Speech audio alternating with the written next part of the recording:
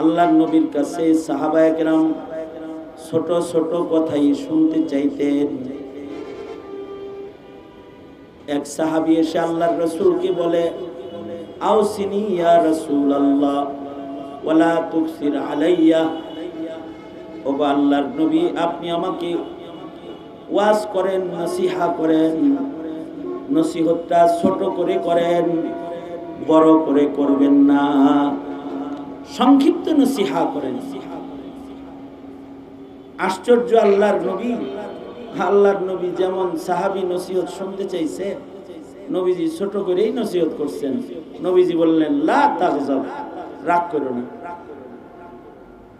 এই ছোট্ট একটা কথা, এটা শুধু একটি কথা নয়, এক সাগর নসিহা এর ভেতরে লুকিয়ে আছে। কারণ মানব জীবনে মানুষ যত গুনাহ করে, সব গুনাহ দুই কারণে করে। মূল উৎস গুনাহের দুইটা, একটা হলো শাহওয়াত আর একটা হলো গাযাব। প্রবৃত্তির চাহিদার কারণে মানুষ গুনাহ করে। তো আল্লাহর রাসূল সাল্লাল্লাহু আলাইহি ওয়াসাল্লাম সাহাবীকে ছোট করে নসিহত করেছেন, লা তাগজাব, রাগ করো না। তার মানে নবীজি সাহাবীকে অর্ধেক গুনাহ থেকে, অপরাধ থেকে বাঁচার কৌশল নবীজি শিখায় দিয়েছেন। নবীজির এই একটা নসিহা আমল করলে অর্ধেক অন্যায় অপরাধ থেকে মানুষ বেঁচে যাবে। লা তাগজাব, রাগ করেন না। এ কারণে আল্লাহর রাসূলের রাগও কম ছিল। নবী আলাইহিস সালাতু ওয়াস সালামের তাহাম্মুল সর্বোচ্চ।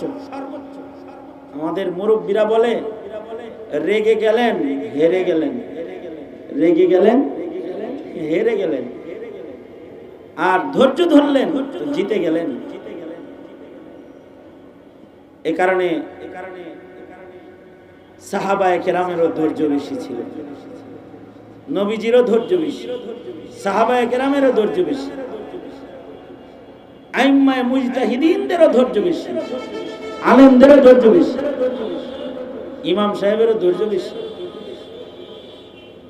তাছাড়া ইমাম সাহেবের গায়ে বুঝি রক্ত মাংস নাই, যে উল্টা পাল্টা ব্যবহার করো ধৈর্য দেখে কিছু বলে না। তাছাড়া শিয়ালে যেমন মুরগি ধরে, তোমার ওইভাবে ধরে ধৈর্য না থাকে, ধৈর্য বেশি। আমাদের আইম্মায়ে মুজতাহিদিনদের ধৈর্য আজব ধৈর্য ছিল।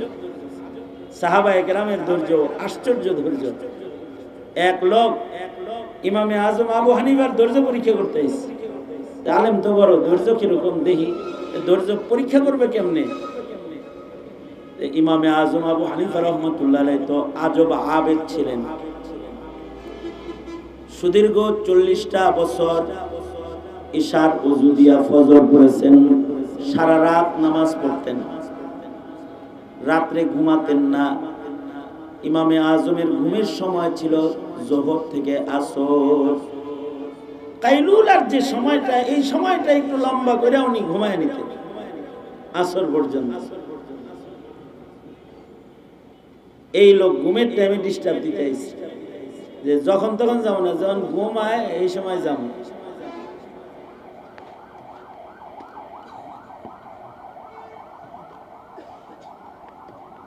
ঘুমের টাইমে যখন ডিস্টার্ব দিতে আসছে, কেবল ইমামে আজম ঘুমাইছেন, আধা ঘন্টা হয়েছে, এ দরজায় এক হয়, ইমাম সাহেব মাসালা জানতে আইছি, দরজা খোলেন, চিল্লাইতেছে। ইমামে আজম আবু হানিফার বাড়ি দোতলা বাড়ি ছিল, দোতলায় ইমাম ঘুমাইতেন। আওয়াজ শুনে দোতলা থেকে নিচে নেমে আসছেন, এসে বলে, ডাকো কেন, কি হয়েছে, কি মাসলা বলো। লোকটা কয়, মাসলা ভুলে গেছি। ইমামে আজম আশ্চর্য ধৈর্য। ইমামে আজম বললেন, যখন স্মরণ হয় আবার আইসো। এই লোক চলে গেল। একটু চক্ষুটা লাগছে, কেবল ঘুমের ভাব আসছে, আবার আইসা বলে, ইমাম সাহেব দরজা খুলেন, মাসালা জানতে আসছি। ইমামে আজম আবার দরজা খুলে তাড়াহুড়া করে নিচে আসছে। এই লোক বলে, এমনি কি মানুষ মানুষের কাছে আসে নাকি? মনে হয় মারতে আইতেছেন, বুঝে গেছি। ইমামে আজম বললেন, যাও। আলেমদেরকে আসলে ভয় পায়। আলেমদেরকে কি করে? ওরা যে বলে না যে এরা এই অশিক্ষিত, মৌলবীদেরকে অশিক্ষিত বলতে চায়, বুঝাইতে চায় আমাদের মতো শিক্ষিত লোকের সাথে হের মতো মোল্লা চলে না। আসলে একটা মোল্লার সাথে তোমার মতো 24টা শিক্ষিত চলে না। আসলে কিন্তু ভয় পায়। ভয় পাওয়ার একটা কারণ আছে, কারণ শয়তানের কাছে আবেদ যতটা ভয়ঙ্কর, তার চাইতে অনেক বেশি, 1000 গুণ বেশি ভয়ঙ্কর হলো শয়তানের কাছে আলেম। কথাটা আমার না, কথাটা জাওয়ামিউল কালিম নবীর কথা। আল্লাহর রাসূল বলেন, ফাকিহুন ওয়াহিদুন আশাদ্দু আলা শাইতানি মিন আলফি আবিদিন। আল্লাহর রাসূল বলেন, 1000 চিল্লা সালওয়ালারে শয়তান যত ভয় না পায়, একটা মৌলবীরে তার চাইতে বেশি ভয় পায়। কে বলেছে? এই কথা বলেন না, কে বলেছে?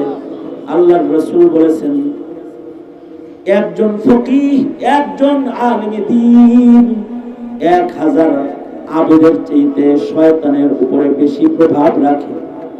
কারণ আলেমের কাছে ইলম আছে, ফাঁক ফোকর দিয়ে নাজায়েজ কথাও বলা যায় না।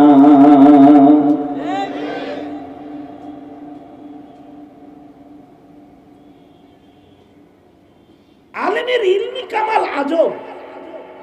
আমাদের ইমামে আবু ইউসুফ রহমতুল্লাহি আলাইহি, হানাফি মাযহাবের একজন ইমাম আবু ইউসুফ রহমতুল্লাহি আলাইহি, ওনার যখন মৃত্যুর সাকারাত শুরু হইল, মরার সময় ওনার পাশে ছাত্ররা আছে। ইমাম আবু ইউসুফ রহমতুল্লাহি আলাইহি, ইমাম আবু ইউসুফ রহমতুল্লাহি আলাইহি ডেইলি 300 রাকাত নফল নামাজ পড়তেন। সুবহানাল্লাহ। আগামীকাল কি বলবেন? কত রাকাত? কাজীউল কুযাত ছিলেন চিফ জাস্টিস, প্রধান বিচারপতি ছিলেন। এরপরে আবার হানাফি মাযহাবের জবরদস্ত ইমাম, 5 ইমামের শাইখাইন বলে যে 2 জনকে উদ্দেশ্য করা হয়, তাদের ভিতরে একজন হলেন ইমাম আবু ইউসুফ রহমতুল্লাহি আলাইহি। এই ইমামে আবু ইউসুফ রহমতুল্লাহি আলাইহি, ওনার যখন সাকারাতুল মউত শুরু হয়েছে, ওই সময় ওনার ডান বামে ছাত্ররা আছে। তখন উনি ছাত্রদেরকে বলতেছেন, আমি এই মুহূর্তে যে কথাটা বলতেছি এটা সাধারণ পাবলিকের বোঝা জরুরি না, কিন্তু শোনা জরুরি। না বুঝে আসতেই পারে, একদিনে তো আর মোল্লা হন যায় না। একদিনে না, সারা জিন্দেগি চিল্লা লাগাইলেও মোল্লা হন যায় না। মোল্লা আল্লাহ বানায়।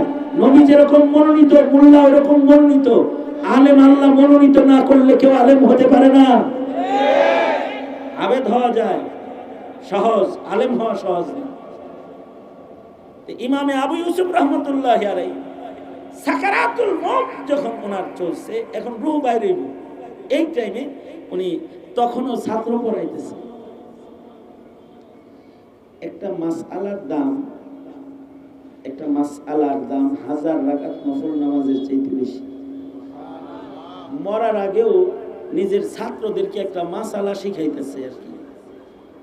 মৃত্যুর আগ দিয়ে বলতেছে ছাত্রদেরকে, এই ছেলেরা, হজে যে শয়তানরে কঙ্কর মারে, জামারাত শয়তানরে যে 3 দিন কঙ্কর মারে, এই 3 দিন কঙ্কর কি পায়ে দল মারবে, পায়ে হাইটা মারবে, নাকি সাওয়ারিতে চৈরা মারবে?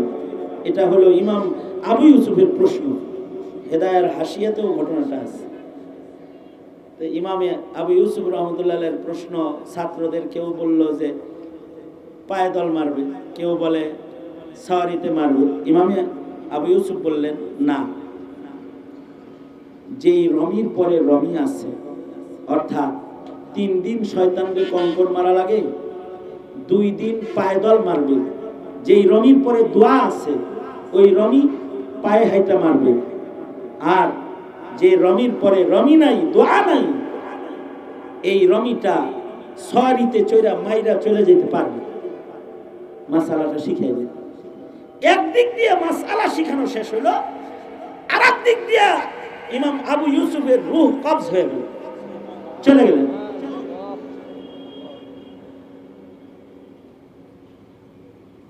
ফকিহুদ দুনিয়া, সারা দুনিয়া যাদেরকে ফকিহ হিসাবে চিনে তাদের মধ্যে একজন মরার সময় শয়তান মারার মাসআলা শিখাইতে শিখাইতে মরতেছে।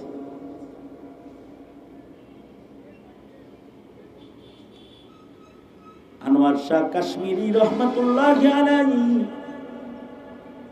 শারিহুল বুখারী ওয়া তিরমিজি, আনোয়ার শাহ কাশ্মীরি রহমাতুল্লাহি আলাইহি বলেন, আসলে ইমাম আবু ইউসুফ রহমাতুল্লাহি আলাইহি ওনার রূহ কবজ করার জন্য আজরাইল যখন আসছে, আজরাইলরে যেমন উনি দেখতেছিলেন, ওনার ঈমান নেওয়ার জন্য যে শয়তান আসছে, শয়তানকেও উনি খাড়া দেখতেছিলেন। শয়তানরে যাইতে কয় না, শয়তান যেন কাছে না আসে। মৃত্যুর সময় নিজের ছাত্রদেরকে শয়তান মারা শিখাইতেছে, যে পায়ে হাইটা 2 দিন কঙ্কর মারবি, সওয়ারিতে 1 দিন কঙ্কর মারতে পারবি, কঙ্কর মারা শিখাইতেছেন। আর ইবলিসকে বুঝাইতেছেন, কাছে আসিস না, আমি কিন্তু ইব্রাহিমের ছেলে, আইবি তো কঙ্কর মাইরা কিন্তু জিন্দেগি খতম করে ফেলাম। একদিক দিয়ে মাসআলা শিখাইতেছেন, মাসআলার দাম নামাজের মতো ইবাদতের চেয়ে বেশি, আর একদিকে মৃত্যুর সময় শয়তান মারার মাসআলা শিখায়া শয়তান তাড়াইতেছেন, শয়তানকে ভয় দেখাইতেছেন। ফকিহুন ওয়াহিদুন আশাদ্দু আলা শাইতানি মিন আলফি আবিদিন। আলেমের কাছে তো ইলম আছে, তার কর্মকাণ্ড, তার পদক্ষেপ এটা সাধারণদের মতো না, এটা একটু আলাদা। এটার কারণ হলো তার ইলমি কামাল। কিন্তু এখন তো আলেম মাইনাস কর্মসূচি, আলেমরে মাইনাস করো। একটা জমানা ছিল আলেম না হইলে গুরুস্থানেও জায়গা পাওয়া যেত, একটা জমানা ছিল। টাকা পয়সা খরচ করে বিদেশ তো অনেকেই সফর করো, যাও উজবেকিস্তান সফর করে আসো। উজবেকিস্তানে একটা কবরস্থান আছে, ওখানে লেখা আছে, গুরুস্থানে সাইনবোর্ড দেওয়া থাকে, এক সময় ছিল গুরুস্থানে সাইনবোর্ড, যে এই গুরুস্থানে যাকে তাকে ঢুকাইবে না, এটা ওসিয়ত নামার ভিতরে লেখা ছিল। ঢাকা জাহাঙ্গীরনগর বিশ্ববিদ্যালয়ের গেটে লেখা দেখলাম একবার, যে ছাত্রলীগ ঢোকা নিষেধ। আমি এমনি যা লেখা দেখছি তাই কইতাছি, কিন্তু কি লেখা? ভালো করে কই লেখা? বিশ্ববিদ্যালয়ের গেটে লেখা ছাত্রলীগ প্রবেশ নিষেধ। ঢাকা বিশ্ববিদ্যালয়ের কয়েকটা হলেও লেখা দেখছি, স্বাধীনতার পর লেখা দেখছি ছাত্রলীগ ঢোকা নিষেধ। এখনো আছে কিনা আল্লাহ জানে। উৎপাতে এগুলো লিখে দিছে। এক সময় গুরুস্থানে লেখা থাকতো জাহেল কবরস্থানে ঢোকা নিষেধ, এখানে ঢুকতে হলে 1 লক্ষ হাদিস মুখস্থ থাকতে হবে, তারপরে কবরস্থানে জায়গা পাবে, এটা লেখা থাকতো। গুরুস্থানের নাম মাকবারায়ে মুহাম্মাদিয়া। 2টা শর্ত, কবরস্থানে কেউ ঢুকতে চাও নাম মুহাম্মদ হইতে হবে, 2য় নাম্বার শর্ত 1 লাখ হাদিস সনদ সহ মুখস্থ থাকতে হবে। তোমরা বাচ্চা গেছ, এই দেশের মৌলবীরা ওই পুরান ইতিহাস বইলা বইলা জাতিরে সচেতন করে নাই। যদি সচেতন করত আর যদি গুরুস্থান অক্ষকারীরা খালি লিখতো, আজিমপুর গুরুস্থানে যদি লেখা থাকতো বেনামাজি ঢোকা নিষেধ, খালি যদি লেখা থাকতো যারা নমাজ পড়ো না কবরের জায়গা তালাশ করে পাইতো না, বাংলাদেশে কবরের জায়গাও খুঁজে পাইতো না। সেখানে নাস্তিকতা করেও স্বপ্ন দেখো মুসলমান হিসাবে থাকতে, কাদিয়ানির পক্ষ গ্রহণ করো, তোমরা কল্পনা করো মুসলিম দলে থাকতে। এত সোজা না, কিন্তু এত সোজা না। আমরা এ সকল সরলতা প্রদর্শন করেছি জাতির স্বার্থে। এ কারণে ফাঁসি লয়ে মরছে, হেরেও গুরুস্থানে জায়গা দেয়। এটা আমাদের শিথিলতা। আল্লাহ যদি কোনো কারণে তাকে মাফ করে, এ কারণে শিথিলতা উলামায়ে কেরামের এই শিথিলতাকে দুর্বলতা মনে করে আলেমদেরকে বাদ দিতে চাও। আলেমদেরকে কমিশনে রাখবা না, আলেমদেরকে উপদেষ্টা পরিষদে রাখবা না, সরকার চালাইবা মুসলমানের দেশে, আলেমের মূল্যায়ন করবা না, নাস্তিকের মূল্যায়ন করবা, তো জাতি সময় মতো আবার জবাব দিতে পারে। এরা বারবার জবাব দিতে পারে। সুতরাং ইলমের মূল্যায়ন করা জরুরি, আলেমের মূল্যায়ন করা জরুরি। সুতরাং ইলমের মূল্যায়ন করব ইনশাআল্লাহ। বলেন দাওয়াত ও তাবলীগ উলামায়ে কেরামের মাথাহাতে করব, খানকা উলামায়ে কেরামের মাথাহাতে চালাবো। আমাদের জিন্দেগীর যত কাজ আছে সকল কাজের জায়েজ নাজায়েজ জানার জন্য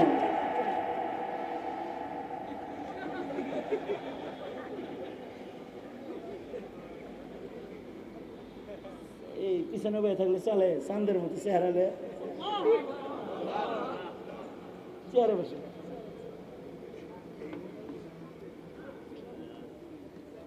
দোস্তা হয়ে পড়ছে, ভালো হয়েছে। আমার খুব শরীরটা খারাপ, কথা সংক্ষেপ করা দরকার। শোনেন,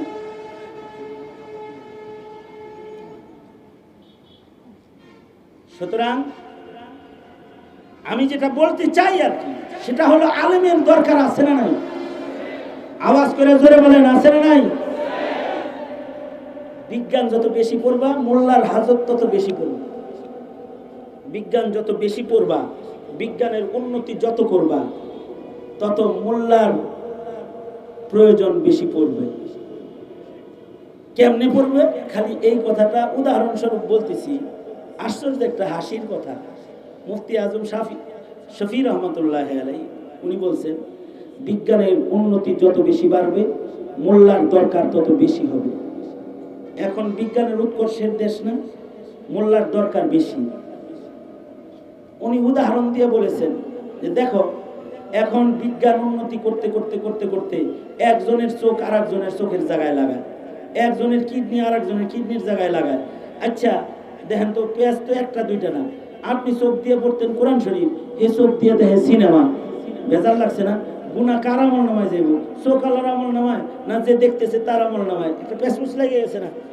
আল্লাহ তো দিয়েছিল চোখটা আপনারে, আপনি দিলেন আর একজনে। আচ্ছা এগুলো তো খুব সহজ জিনিস। কিডনি আপনারে দিছে, আপনি দিলেন আর একজনে। বিজ্ঞান তো এখন সেটিং করে দেয়, টাকা হইলে কিডনি পাওয়া যায়, কিনা লাগায় হালায় একটা। কিন্তু জায়েজ না না জায়েজ মাসআলা তো দিবে উলামায়ে কেরাম।